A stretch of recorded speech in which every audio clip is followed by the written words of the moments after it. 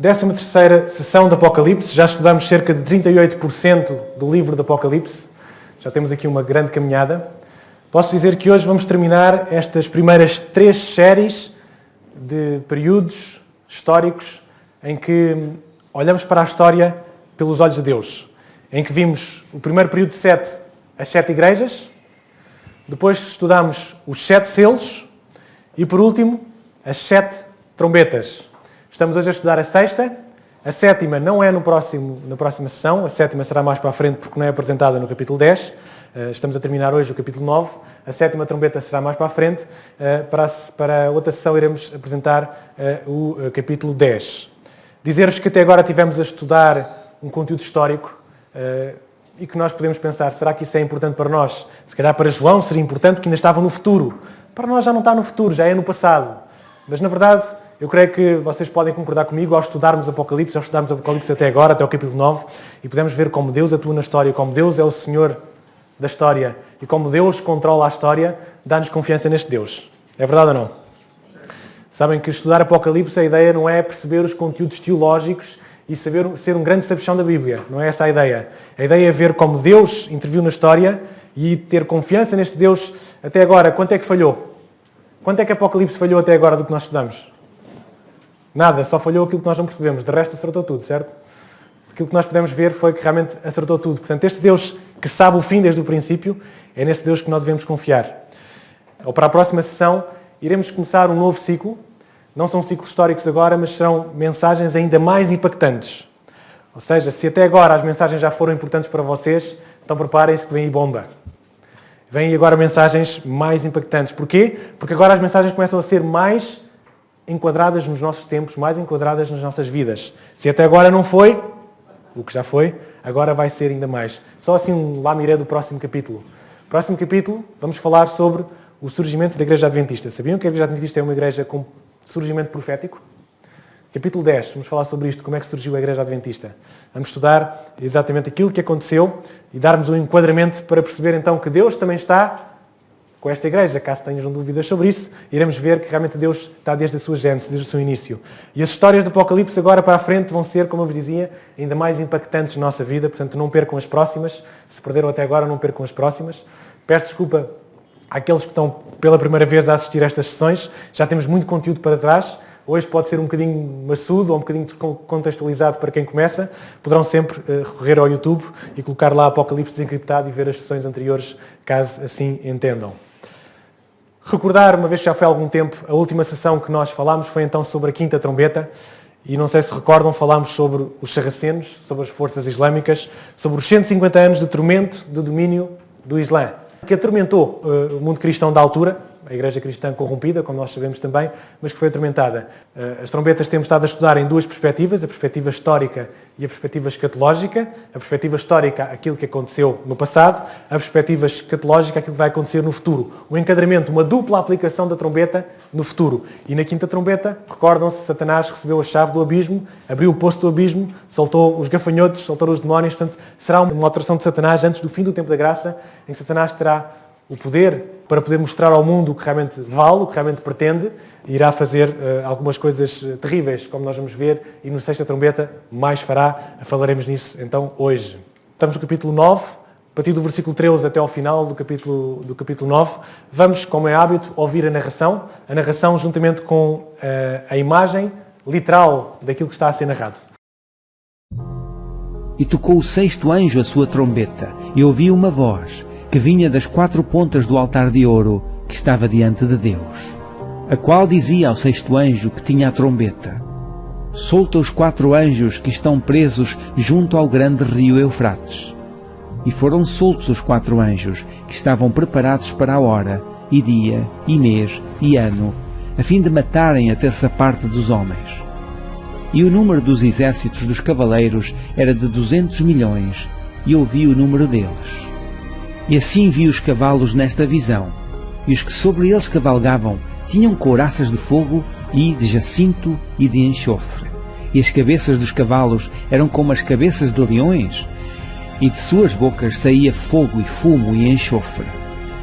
Por estas 3 pragas foi morta a 1/3 parte dos homens, isto é, pelo fogo, pelo fumo e pelo enxofre que saía das suas bocas. Porque o poder dos cavalos está na sua boca e nas suas caudas, porquanto as suas caudas são semelhantes a serpentes, e têm cabeças, e com elas danificam. E os outros homens, que não foram mortos por estas pragas, não se arrependeram das obras de suas mãos, para não adorarem os demónios e os ídolos de ouro, e de prata, e de bronze, e de pedra, e de madeira, que nem podem ver, nem ouvir, nem andar. E não se arrependeram dos seus homicídios, nem das suas feitiçarias, nem da sua prostituição, nem das suas ladruices. Fácil, não é? Já podemos ir embora? Está tudo entendido? Temos aqui matéria dura para entender. Como dizia, aqueles que já estudaram anteriormente, algumas coisas são mais fáceis, para outros nem tanto. Vamos então, versículo a versículo, parte por parte, entender aquilo que Apocalipse 9, a partir do versículo 13, nos quer dizer. Tocou o sexto anjo a sua trombeta e ouviu uma voz que vinha das quatro pontas do altar de ouro que estava diante de Deus. A primeira pergunta lá para casa foi: que altar é este? Havia várias hipóteses: o altar dos sacrifícios, o altar do incenso, a arca da aliança ou os altares não falam, certo? Eram as 4 hipóteses. Recordam-se, o altar dos sacrifícios era feito de quê? Era de ouro? Era feito de bronze. Portanto, se este é o altar de ouro, não pode ser o altar dos sacrifícios. Foi aquele que falámos no início das trombetas, é de onde começa as trombetas, começa do altar do incenso, em que Jesus está a operar o seu ministério. Continuamos no mesmo altar, continuamos no altar do incenso. A maioria acertou nesta pergunta que foi para casa. Se nós lermos Êxodo 37, 26, diz: cobriu de ouro puro tanto a face superior como as suas paredes ao redor e as suas pontas. O altar do incenso era então coberto de ouro, tinha 4 pontas, as 4 pontas do altar que são descritas em Apocalipse. João está a ter a sua visão, o área do céu, Jesus está perto do altar do incenso e é Jesus que está a falar, porque os altares não falam, como é lógico. E recordam-se que o altar do incenso é a resposta às orações dos santos e começamos por dizer, quando falamos das trombetas, que isto são os juízos divinos como resposta às orações dos santos. A qual dizia, portanto, a voz do altar, o que é que Jesus dizia? A qual dizia ao sexto anjo que tinha a trombeta: solta os 4 anjos que estão presos junto ao grande rio Eufrates. E eu perguntava lá para casa o que é que representa na Bíblia o rio Eufrates. Seria a separação entre o povo de Deus e os pagãos? Seria o sustento da nação de Israel? Seria a força militar dos pagãos sobre Israel? A resposta 1 e a resposta 3 são corretas. É apenas um rio como outro qualquer. 50%, metade também acertaram, é a resposta 1 e a resposta 3. O rio Eufrates representa a separação entre o povo de Deus e os pagãos e representa a força militar dos pagãos sobre Israel. Porquê? Vamos ver porque é que eu digo isto. Aqui está o mapa de Israel, aqui está o rio Eufrates. O rio Eufrates era o limite da possessão de Israel. Ou seja, para baixo do rio Eufrates temos o povo de Israel, para cima do rio Eufrates temos os povos pagãos, os outros, a Assíria, Babilónia, Ninívia, estava para cima do rio Eufrates. E se nós formos ver, por exemplo, o texto de Isaías diz: eis que o Senhor fará vir sobre eles as águas do Eufrates, fortes e impetuosas, isto é, o rei da Assíria. Portanto, representando aqui as águas do Eufrates como o rei da Assíria, como os povos pagãos. O Eufrates, então, é símbolo de forças inimigas. Deus usa nações para punir outras, usou pagãos para punir Israel e usou também a Assíria para punir Babilónia, por exemplo. Portanto, não é a primeira vez que vemos esta situação acontecer. Quando estamos a falar, então, do Eufrates, estamos a falar de forças contra o povo de Israel, estamos a falar de forças contra o povo de Deus. Quinta trombeta, terminamos com o surgimento do Islã. O momento a seguir é o Império Turco Otomano, que nós vamos estudar hoje. Se forem estudar a história, é assim que está. É curioso que havia 4 sultanatos importantes do Império Turco Otomano, que ficavam ao redor do rio Eufrates: Bagdá, Damasco, Alepo e Icónio. Eram 4 sultanatos do Império Turco e os historicistas entendam que seriam estes 4 anjos que são soltos do rio Eufrates, seriam então estes 4 sultãs do Império Turco. Progressão da quinta para a sexta trombeta. O Império Bizantino, que é, no fundo, o que é o Império Bizantino? É o Império Romano Ocidental, aquele império que continuou a Igreja Romana, continuação do Império Romano Ocidental, em que a capital era Constantinopla. Já falamos de Constantinopla, hoje vamos falar outra vez de Constantinopla. O que é que aconteceu em 1449, o período em que termina a quinta trombeta e começa a sexta? Em 1449, este senhor João Paleólogo VIII era um imperador grego, um dos imperadores gregos, morreu. E ele morreu sem deixar filhos, sem deixar descendência. Quem subiu ao poder do Império foi o seu irmão Constantino VI. Mas este irmão Constantino só quis assumir o poder depois de ter o consentimento do sultão Hamurat II. Vejam o que é que se está a passar aqui. Ou seja, no Império Romano já havia o conhecimento de que o Império Turco era poderoso, as forças ismaelitas já tinham estado a atacar, Constantinopla já tinha sido atacada pelos muçulmanos, e agora, quando Constantino VI sobe ao poder do Império Romano, ele agora sente medo de o fazer sem ter o consentimento do sultão. Ou seja, estamos a ver que agora aqui o Império está a mudar. Já não é o Império Romano que está a governar, mas é o Império Turco-Otomano que está a governar o mundo. Claro que com isto temos uma queda anunciada do Império Bizantino, do Império Romano, porque o Império Romano está a dar a primazia ao Império Turco-Otomano para tomar conta. Hamurat II, portanto, o sultão que aceitou que Constantino VI subisse ao poder, morreu em 1451 e quem o substituiu foi o sultão Maomé II. Há muitos Maomés, há o Maomé Ali, Maomé II, há vários Maomés que foram dados em honra ao nome do profeta. Maomé II já não era tão favorável, ele desejava conquistar Constantinopla, a capital do Império Bizantino, do Império Romano Ocidental. Constantinopla tinha sido atacada várias vezes. Estão aqui os anos dos vários ataques que Constantinopla sofreu. Todos estes anos tinha havido ataques fortes, mas Constantinopla resistiu sempre. Resistiu porque tinha fossos, porque tinha 3 muralhas, tinha tropas bizantinas fortemente armadilhadas. Havia sempre vários ataques a Constantinopla que não foram bem sucedidos. Mas, numa destas guerras, Gibbon, que faz uma descrição da queda do Império Romano, ele tem esta descrição, a qual chama a vossa atenção. Mais de 1100 anos tinha já decorrido desde a sua fundação por Constantino, portanto Constantinopla. Durante este tempo, godos, hunos, ávaros, persas, búlgaros, sarracenos, russos e os próprios turcos otomanos tinham feito seus assaltos hostis ou posto cerco contra ela, mas as fortificações eram inexpugnáveis para eles. Constantinopla sobreviveu e com ela o Império Grego, daí a ansiedade do sultão Maomé em encontrar o que pudesse remover o obstáculo. Perguntou ao fundidor de canhões que para junto dele desertara: "Podes tu fundir um canhão de tamanho suficiente para abater os muros de Constantinopla?" A fundição foi em seguida estabelecida em Andrianópolis. Fundiu-se o canhão, a artilharia preparada e começou o cerco. Os turcos otomanos tentaram atacar Constantinopla, não conseguiram, mas Maomé percebeu: nós precisamos é de um canhão que destrua estas muralhas. Chama ao fundidor de canhões e diz: "Tu consegues construir aqui um canhão que dê cabo destas muralhas?" Ele diz que sim. Foram para Andrianópolis e lá construíram o canhão. Aqui está Constantinopla, a capital do Império Romano. Era uma cidade bem bonita e esta era a cidade cobiçada por Maomé II. Era esta cidade que ele queria, que foi inexpugnável durante tantos anos a tantos ataques. O canhão foi construído, o canhão veio, as muralhas foram destruídas, Maomé II entrou em 1453, Maomé II conquistou Constantinopla. O Império Turco ganhou a cidade dos romanos. A cidade dos Césares tornou-se então a capital do Império Otomano. Recordam-se também, quando falei de Constantinopla outra vez, falei que não foi só o canhão, mas houve uma coisa que fez com que Constantinopla fosse vencida. Lembram-se o que era? A porta aberta. Uma velha porta no portão, ao nível da vala seca, do lado de fora, tinha ficado aberto, pelos soldados deixaram aberto, e foi por aí que entraram muitos soldados. Portanto, o canhão talvez tenha sido importante, mais importante ainda foi a entrada que eles puderam fazer sem que os soldados de Constantinopla pudessem saber. Aqui temos então o fim da Idade Média na Europa, é marcada por isto, por este atentado.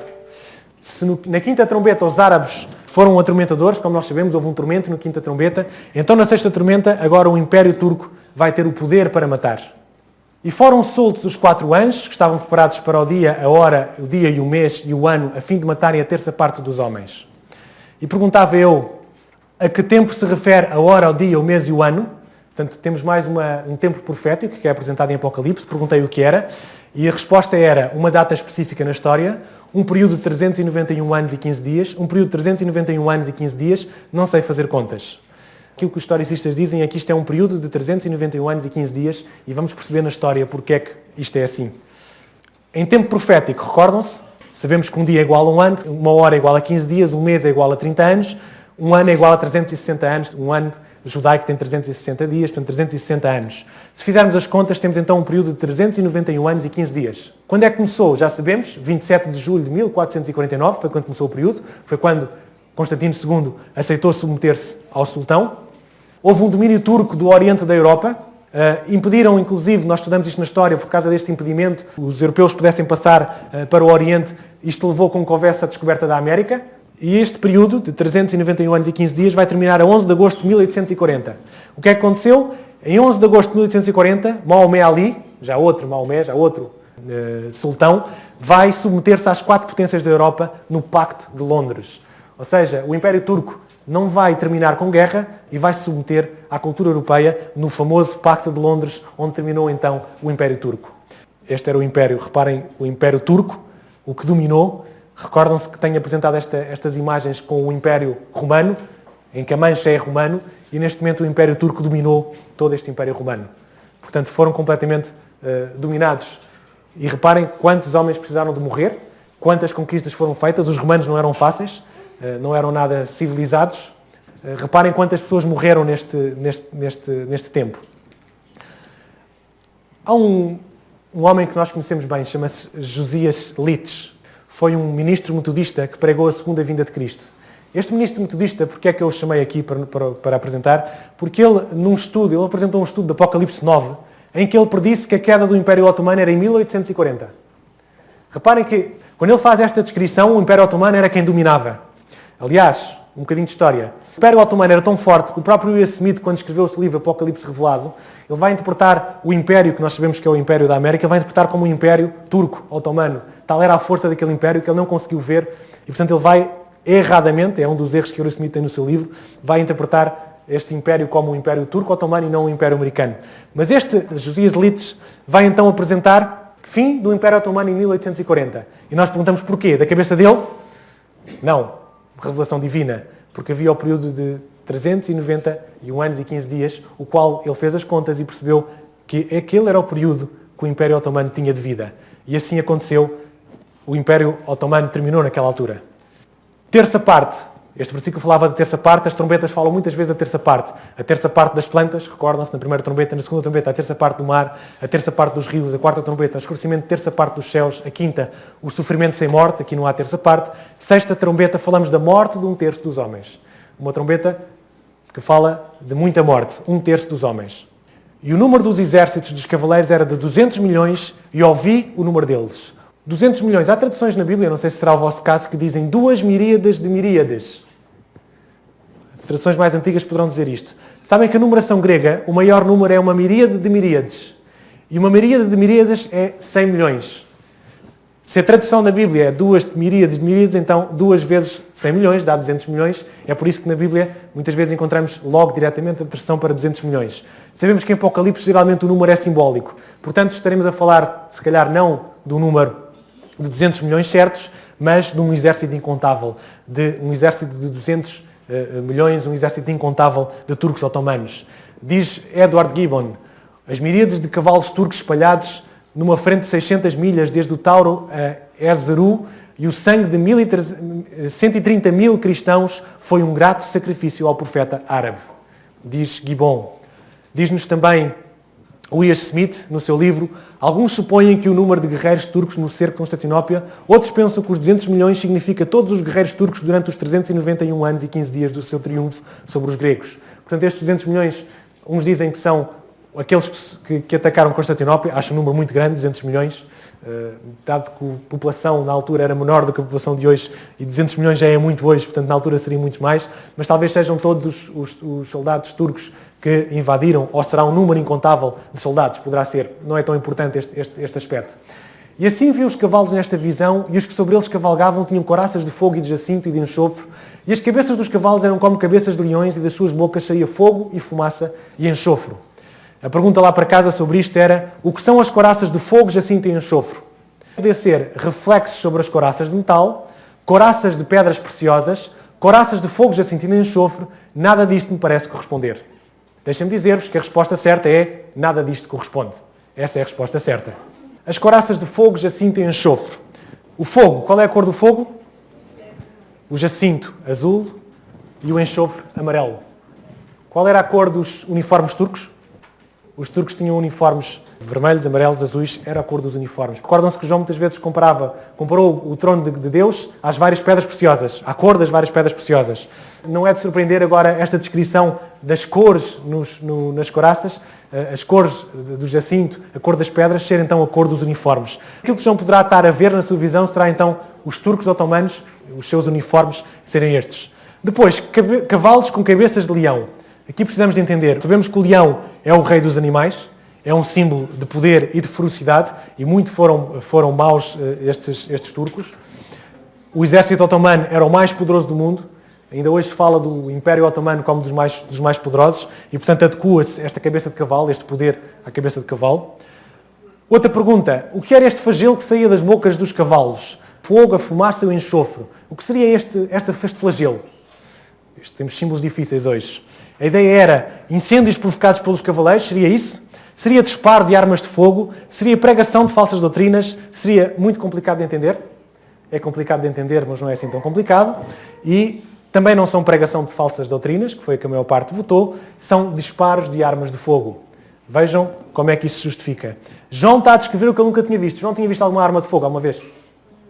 Ele nunca viu. No tempo dele havia espadas, não havia armas de fogo. E ele agora está a ver aquele exército com as suas cores, com os exércitos com aquelas cores que ele descreve, e está a ver agora sair, como se da cabeça dos cavalos saísse fogo, fumo e enxofre. Os exércitos otomanos foram os primeiros a usar mosquetes e canhões. Foi aqui que iniciou as armas de fogo no mundo, com o Império Otomano. Um tiro, quando há um tiro, o que é que acontece? Existe uma chama de fogo, existe uma nuvem de fumo, existe o cheiro a enxofre. Imaginem o cavaleiro em cima do cavalo a disparar um mosquete. Quem vê de longe, ao João olhar, até parece que o cavalo está a cuspir fogo, fumo e cheiro a enxofre. Aquilo que os historicistas entendem é que João está a ver os cavaleiros a disparar os mosquetes e parece que os cavalos estão a cuspir fogo, fumo e enxofre. É uma interpretação historicista deste versículo. Parece-me adequada, dado todo o contexto, que seja isto. Por estas três foi morta a terça parte dos homens, isto é, pelo fogo, pela fumaça, pelo enxofre que saía das suas bocas. Na realidade, nós sabemos que as armas de fogo foram um flagelo para a humanidade. Um terço dos homens morreram por causa das armas de fogo. A morte da terça parte dos homens foi devido ao fogo, fumo, fumaça, enxofre, artilharia e armas de fogo, de Maomé, diz Eduardo Gibbon. As armas de fogo são então um flagelo para a humanidade e começam aqui este flagelo. Porque o poder dos cavalos está na sua boca e nas suas caudas. Portanto, as suas caudas são semelhantes a serpentes e têm cabeças e com elas danificam. E a pergunta para casa foi, o que é que representa as caudas semelhantes a serpentes? As hipóteses, os cavalos tinham umas caudas muito compridas, as caudas estavam armadilhadas para danificarem, as caudas são proféticas, são profecias enganadoras, as caudas representam o poder de Satanás, 3 e 4 estão corretas. E 50% acertou, 3 e 4 estão corretas. As caudas são profecias enganadoras e as caudas representam o poder do engano de Satanás. Vamos ver isto então. Nós sabemos que a cauda, já estudámos na trombeta anterior, a cauda é o falso profeta, diz Isaías 9:17, e a serpente é Satanás, é o engano. Portanto, falso profeta, Satanás, engano, quer dizer quase tudo a mesma coisa. Os turcos otomanos também abraçaram o Islã, também eles foram muçulmanos, como nós sabemos, por isso tantos Maomés sultãos, e avançaram no ânimo muçulmano. Na quinta trombeta a força era apenas na cauda, recordam-se, era apenas a doutrina falsa que foi instituída. Agora a sexta trombeta a força está na cabeça e está também na cauda. A ferocidade estão nestes 3 flagelos mortíferos. Versículo 20. E os outros homens que não foram mortos por estas pragas não se arrependeram das obras de suas mãos para não adorarem os demónios, os ídolos de ouro e de prata, e de bronze e de pedra e de madeira, que nem podem ver, nem ouvir, nem andar. Não se arrependeram. Será que acontece o mesmo do que hoje? Também vemos tanta coisa e não nos arrependemos? Achamos que o versículo é exagerado. Depois de ver tantos a morrerem, não se arrependem das suas más obras? Não se arrependeram. O versículo diz que isto não acontece. As dificuldades podem fazer as pessoas voltarem-se para Deus ou podem fazer com que se revoltem contra Deus. Idolatria. Não se arrependeram da idolatria. A idolatria é adorar ídolos e demónios. É um problema grave para a humanidade, tanto para o Império Otomano, como para o Império Bizantino, como em todos os povos. Esse foi o motivo de castigo. Reparem numa coisa curiosa. O povo romano, a Igreja Romana na altura, já tinha rebaixado Cristo. Quando a Igreja dizia, nós é que temos a hipótese de dar a salvação às pessoas. As pessoas salvam-se mediante a confissão, mediante virem pagar as indulgências. precisam de nós, precisam da igreja para se salvar. Temos Cristo a ser rebaixado. E agora vem o Império Otomano, que diz o quê? O que é que dizem os muçulmanos? Cristo é apenas um profeta. Não é mais do que isso. Novamente a rebaixar Cristo. Reparem como um império pagão vai punir um império também que estava adulterado. Este é então o motivo de castigo, esta idolatria. Um povo pagão vai punir outro povo que se diz cristão, mas que está adulterado. Há outro Deus além de mim? Pergunta Isaías. Metade dele, do cedro, queima no fogo, com outra metade prepara a carne para comer, assa e farta-se dela. Então do resto faz um Deus, uma imagem de escultura, ajoelha-se diante dela e se inclina, e roga-lhe e diz, livra-me, porquanto tu és o meu Deus, nada sabem, nem entendem. Reparem a insensatez que Isaías está aqui a falar. Isaías diz que no mesmo pedaço de madeira eles fazem uma estaca para se alimentar, fazem uma mesa e fazem um ídolo e dizem, este é o meu Deus, foi este que me livrou. É uma insensatez. Mas é uma insensatez muito igual a que todos os homens fazem, não com pedaços de madeira, mas com outras coisas. Agora não temos, acho que ninguém lá em casa tem lá um pedaço de madeira ao qual se adora todos os dias e diz que este é o meu Deus. Mas se calhar tem outras coisas onde gastamos tanto tempo que é quase igual, é a mesma coisa. Os ídolos são totalmente impotentes. Dizia ainda o versículo, prata, ouro, bronze, ferro, madeira e pedra, não é isso que dizia o versículo? Reparem o que diz Daniel, e te levantaste contra o Senhor do céu, pois foram trazidos à tua presença os vasos da casa dele, e tu e dos seus senhores, as tuas mulheres e as tuas concubinas bebeste vinho neles, além disto deste louvores aos deuses de prata, de ouro, de bronze, de ferro, de madeira, de pedra, que não veem, que não ouvem, que não sabem, mas a Deus, em cuja mão está a tua vida, e de quem são os teus caminhos, a ele não glorificaste. Daniel está a falar com o rei da Babilónia, e sabemos como a Babilónia é uma imagem da igreja adulterada. A idolatria da Babilónia em lugar de Deus. Agora dizíamos aqui, idolatria, eu não adoro ídolos. Aqui ninguém adora ídolos, não é verdade? Agora, a adoração poderá não ser ídolos, mas poderá ser com tudo aquilo que eu gasto mais tempo do que tempo que gasto com Deus.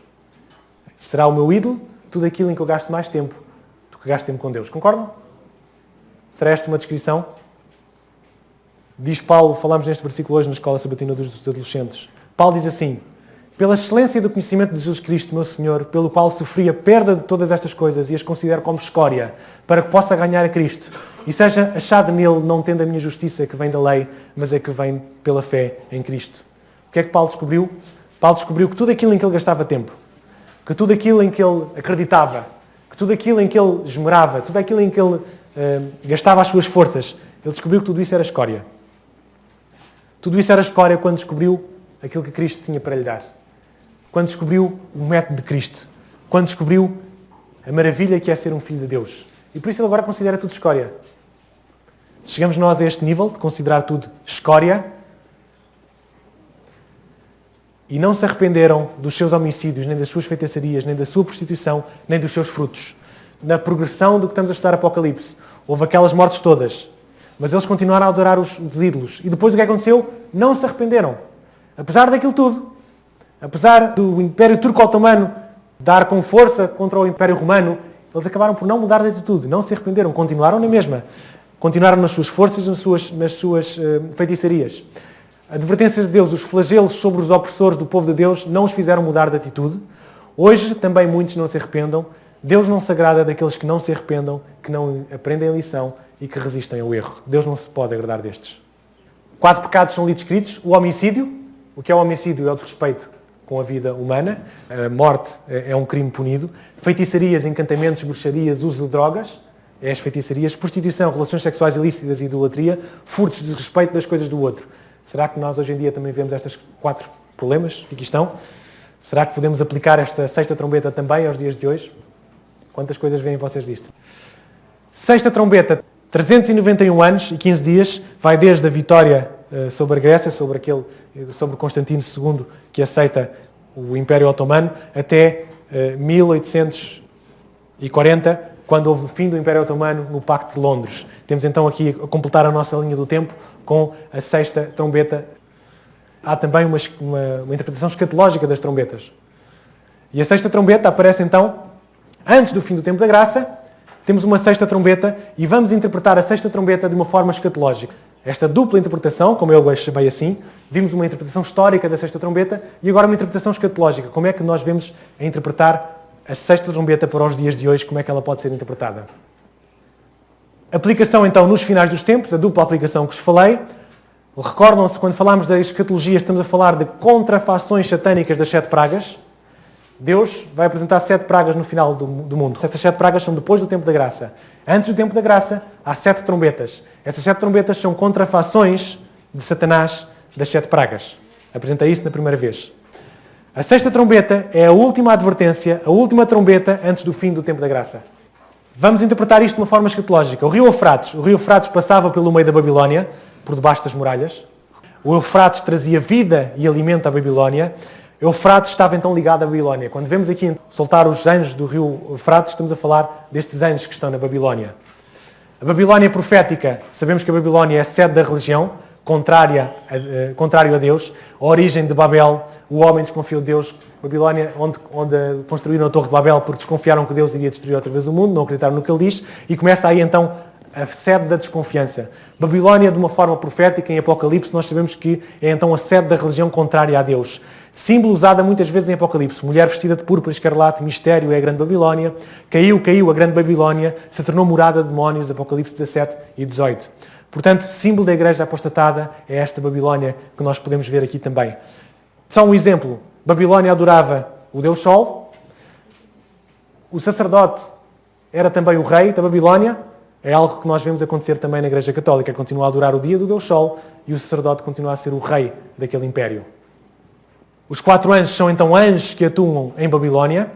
A 5ª trombeta, Satanás recebeu a chave do abismo, atuações demoníacas para atormentar os homens e faz ressurgir a besta do abismo. Satanás faz ressurgir a besta. E o que é que ele vai fazer agora? Na 6ª trombeta vai ter liberdade para atuar e é permitido matar até 1/3 dos homens. Até 1/3 dos homens vai ser permitido matar. Este cavalo estranho, como é que é interpretado escatologicamente? Cabeça do leão. Leão é novamente o símbolo da Babilónia, a igreja apostatada.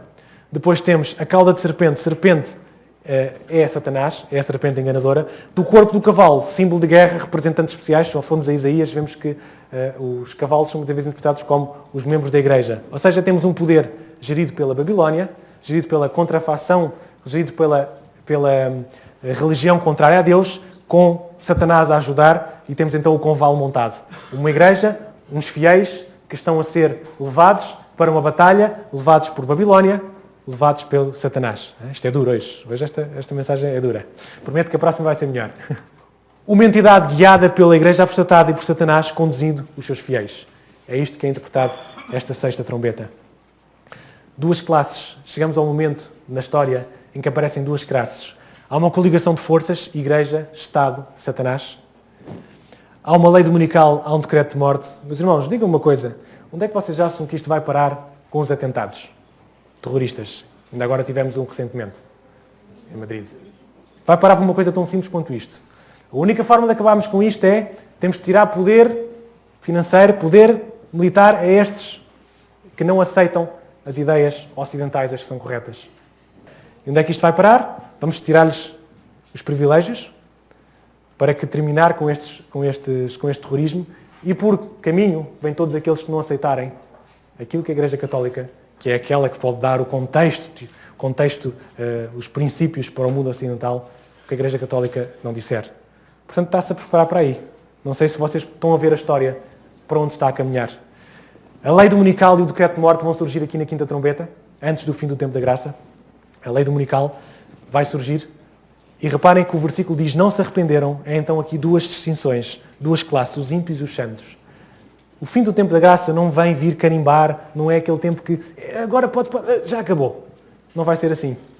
Este momento das 7 trombetas de Satanás é apenas para que se revele os corações dos homens, para que os santos continuem santos e os ímpios continuem ímpios. Porquê? Porque no versículo, na trombeta, na 6ª trombeta, diz o quê? Não se arrependeram. Não vai haver arrependimento ali. Vai apenas haver um mostrar do coração. O que é que o meu coração pretende? Fim do tempo da graça. A mensagem de hoje era complicada, era uma mensagem maçuda, não havia outra forma de apresentar isto. Para aqueles que tiveram a estudar anteriormente talvez seja mais fácil, mas precisei desmedrar um bocadinho agora no momento do apelo final, no momento em que vamos enquadrar um bocadinho esta história e que ela faça algum sentido para a nossa vida. E o que é que eu te trouxe neste apelo final? Aqui está a porta. Esta é a porta da graça. A porta da graça está aberta. Ainda está aberta. Quando é que a porta da graça foi aberta? Alguns dirão que quando Adão e Eva pecaram, a porta da graça foi aberta. Talvez antes, quando Satanás pecou, a porta da graça foi aberta. Porque para Satanás também havia a hipótese. Mas a porta da graça continua aberta hoje. Enquanto estão aqui a ouvir a minha voz, a porta da graça ainda está aberta. Ainda está aberta para cada um de nós que está aqui. A porta da graça ainda continua aberta para aquele familiar que nós temos que não acredita em Deus. A porta da graça continua aberta para aquele patrão que nós temos que não acredita em Deus e que despreza Deus e que goza com Deus. A porta da graça está aberta para aquele nosso amigo que fez uma tatuagem com um símbolo satânico sem saber bem o que é isso. E a porta da graça está aberta para o nosso amigo católico. A porta da graça continua aberta para o nosso amigo evangélico. Continua aberta para o nosso amigo satânico assumido. Cada vez aparece mais isto. A porta da graça também está aberta para ele. Também está aberta para os perversos, para os homossexuais, para os mentirosos, para os roubadores. A porta da graça ainda está aberta. E a porta da graça também está aberta para nós, que estamos aqui na igreja, e muitas vezes somos cadáveres espirituais. A porta da graça também está aberta para nós que estamos aqui, mas que só estamos de corpo presente. Que já não oramos, que já não lemos, que já não estudamos a escola sabatina, que já não damos tempo a Deus, damos tempo a outras coisas, que temos ídolos lá em casa que nos roubam o tempo de Deus. A porta da graça também está aberta para nós. Nós muitas vezes, como adventistas, esta imagem do relógio está aqui, temos a ideia que, até chegar o fim do tempo da graça eu tenho tempo para me arrepender. Até chegar, ainda vai ter que vir umas isto e aquilo e as trombetas, até chegar aí eu tenho tempo para me arrepender. Nós estudamos até hoje, 38, vamos estudar 40% do livro do Apocalipse. Digam-me, o livro do Apocalipse falhou até agora? O que é que dizia o versículo 13? Não se arrependeram. Meus queridos, enquanto nós passamos nesta vidinha cristã a achar que temos tempo para nos arrepender um dia mais tarde, o que o versículo diz é que não se arrependeram. Vocês querem discutir com Deus este assunto? Quer dizer, Deus, tu enganaste-te. Eu vou conseguir me arrepender no último momento. Querem discutir isso com Deus? Deus diz, não se arrependerem. Não podemos guardar isto para o final. A pergunta out of the box, aquela pergunta estranha, mas que vai nos ajudar a compreender a mensagem de hoje, ou o apelo de hoje, é: pense num barco à vela. E agora responda às 3 perguntas. O barco à vela pode seguir em todas as direções? O barco à vela só pode seguir para onde o vento o levar? O barco à vela não pode seguir na direção contrária ao vento? Aqui tem as 3 hipóteses. E ninguém achou que o barco podia seguir em todas as direções. Acharam que ou que só podia seguir para onde o vento o levar, ou então não pode seguir na direção contrária ao vento. Esta é uma prova chamamos-lhes lasers, barcos à vela, uma prova no mundo. Tem aqui o barquinho que parte. Vejam a velocidade que estes barquinhos com o vento que apanham.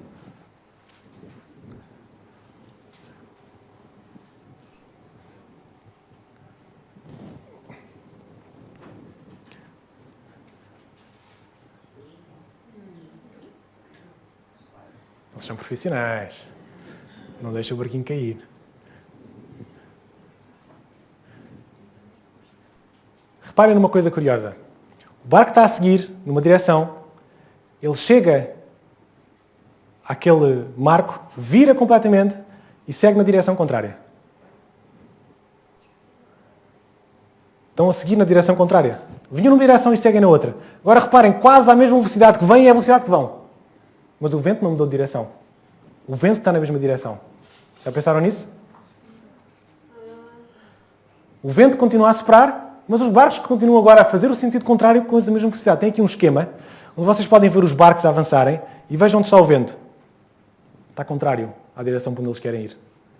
O vento está a soprar contrário, mas os barcos continuam a avançar para a frente. Como é que isto é possível?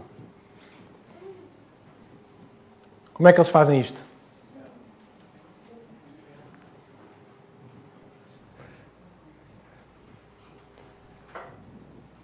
Este é o barco da nossa vida e ali está a porta da graça. O que é o barco? É a vida. O que é o vento? É as influências. Agora não é verdade. A porta da graça está ali, mas eu sofro tantas influências. São os amigos que me querem levar para aqui. É a música que me toca assim. É o filme, é o que está no YouTube, o último filme da berra que eu tenho que ir ver, que todos veem. Toda a gente faz isto, toda a gente faz aquilo. São as influências. É o vento que nos pode levar, não a favor da porta da graça, mas ao contrário. A porta é a salvação e a vela é o nosso poder da vontade. O que faz a diferença para que o barco vá contra a influência é a vela. Reparam que é possível o barco andar contra o vento. Porquê? Porque tem uma vela. E o que é a vela? É a força de vontade. É preciso que quem está a velejar o barco não esteja de mãos atrás, deixa o vento levar-me para onde eu quiser. Não. É preciso que estejamos ao leme, à vela da nossa vida. Com as mãos postas na vela. E manobrar a vela. A influência pode vir por ali, mas eu vou manobrar a minha vela de maneira a eu ir por ali. Eu não tenho que ir para onde a influência me leva, eu não tenho que ir para onde o mundo me leva, porque o mundo não me vai levar para onde eu quero ir. A porta da graça está aberta, mas é preciso que eu caminho em direção a ela. Quem está a manobrar a tua vela, meu irmão? És tu próprio que estás a manobrar a tua vela? Será que são os outros? Será que é o que todos fazem? Será que são os amigos, as influências, os familiares? São eles que manobram a tua vela? Ou és tu próprio que manobras a tua vela? És tu que pedes ajuda a Deus para manobrar a tua vela? Ou és tu que desprezas a vela e deixas o barco ir? A minha vela já está estragada, podem dizer. Eu já não tenho força de vontade. Conhecem pessoas sem força de vontade? Pessoas em que já estão tão viciadas naquilo que fazem, já não têm força de vontade para deixarem de o fazer? Isto não existe na igreja, para não, só fora. A minha vela já está estragada. Deixa-me dar-vos um exemplo de coisas simples. Isto é simples, vá. Não vou dar coisas complexas hoje, já dei muitas coisas complexas hoje, muita história. Esta é uma parte simples. Lembram-se desta mensagem? Esta é uma mensagem muito simples que nós apresentamos nas Expo Saúdes. Os remédios, os 8 remédios naturais, que servem para fortalecer a nossa vontade, para ajudar as pessoas. Porque é que nós falamos nisto antes de falar de Jesus? Porque as pessoas precisam de fortalecer a sua própria vontade e isto são formas de fortalecer a sua própria vontade. Vamos pegar aqui em algumas. Não vamos complicar. Sono, por exemplo. Sono. Como é que está o nosso sono? Nós aqui deitamos a horas ou deitamos quando acaba o programa? Deitamos a horas ou deitamos quando acaba aquilo que nós estamos a ver na internet? Será que fazemos diferente do mundo ou fazemos como o mundo que chega do trabalho? Estou muito cansado, eu agora tenho que relaxar, vou aqui para a internet um bocadinho e então lá para a meia-noite vou dormir. E depois acordo tarde e a mais horas e a correr para o trabalho. A minha cabeça, a minha vela já foi, não é? E eu estou com tanto sono que eu não tenho discernimento para o dia, para aquilo que eu preciso de tomar decisões corretas. Como é que está a nossa vida relativamente ao sono? Podíamos pegar noutro exercício físico, por exemplo, que eu gosto tanto. Como é que está o nosso exercício? Nós dizemos que o exercício físico é das melhores coisas para a nossa saúde. Das melhores coisas para a nossa saúde física, para a nossa saúde psicológica. Não tenham dúvidas.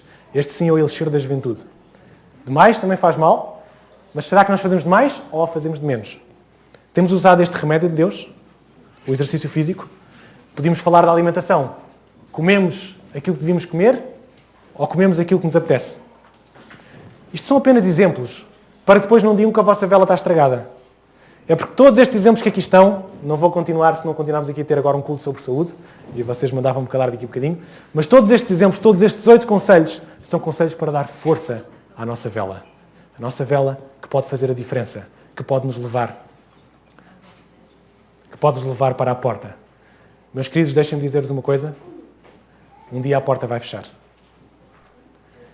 A porta está aberta, mas a porta vai fechar. E não é quando vocês ouvirem dizer a porta vai fechar, não é nessa altura que vão virar o barco e vão correr para a porta, porque não vão ter tempo. Quanto mais longe estivermos da porta, quando disser a porta vai fechar, não vai dar para dar a volta, não vão ter força, não vão ter uma vela suficientemente forte para virar contra as influências do vento e poder levar-vos até ao sítio certo, até à porta da graça. Meus queridos, que esta ilustração sirva para mim, em primeiro lugar, e que sirva para todos nós, que na verdade o tempo está a terminar. Não deixemos para amanhã. O tempo é hoje. Qual é a nossa direção? Se não estás a navegar na direção certa, não vais chegar a tempo. É a mensagem desta manhã. Se hoje não te sentes salvo amanhã não estarás salvo. Hoje é o dia da salvação. Hoje é o dia de pegar na vela.